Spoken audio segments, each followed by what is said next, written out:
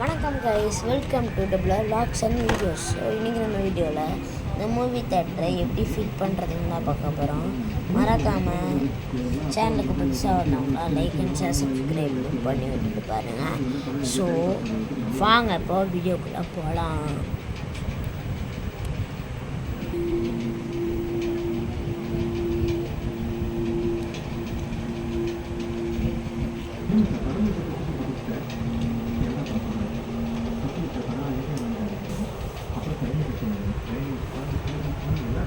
Okay guys, first நம்ம ஒரு box மாதிரி இருக்கிறது இது எதுக்குன்னு பார்த்துடலாம். ஸோ இந்த பாக்ஸ் மாதிரி இருக்கிறது எதுக்குன்னு பார்த்துடலாம். ஓகேவா, இந்த பாக்ஸ் மாதிரி இருக்கிறது எனக்கு தெரியும். ஸோ இந்த மாதிரி இதை பிரித்தோம்னா ஓகே, இந்த மாதிரி பிரித்தோம்னா ஃபோன் வைக்கிறதுக்கு மொபைல் ஸ்டாண்டு இந்த இடத்துல நம்ம ஃபோன் வச்சுக்கலாம், க்ளோஸ் பண்ணிக்கலாம், க்ளோஸ் பண்ணிக்கலாம்.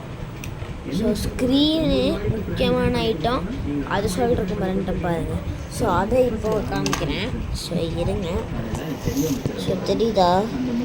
இப்போ தெரியலையான்னு கூட தெரியல. ஓகே, தெரியுதா?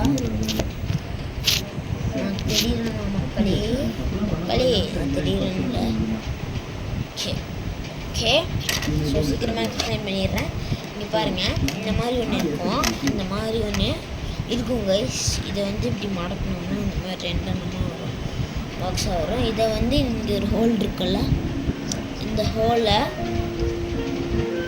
அப்படியே ஃபிக்ஸிட் பண்ணணும்.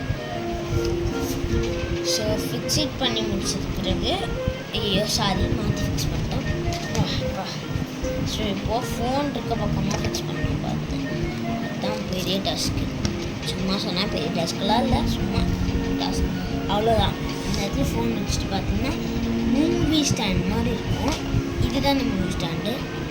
எப்படி இருக்குங்கிறத கமெண்ட் செக்ஷனில் கமெண்ட் பண்ணிக்கோங்க. இது மினி தேட்டர் மாதிரி, ஓகேவா? அதுக்குன்னு ரியல் மினி தேட்டர்னு நினச்சிக்காதீங்க, சும்மா ஃபோன் வைக்கிறதுக்கு. ஓகே, இருங்க, திரும்ப மடித்து வச்சிடலாம்.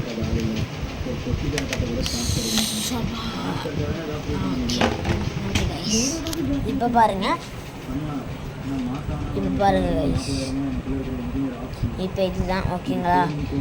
இந்த வீடியோ பிடிச்சிருந்தா லைக்கு, ஷேரு, சப்ஸ்கிரைப் பண்ணி விட்டுட்டு பாருங்கள்.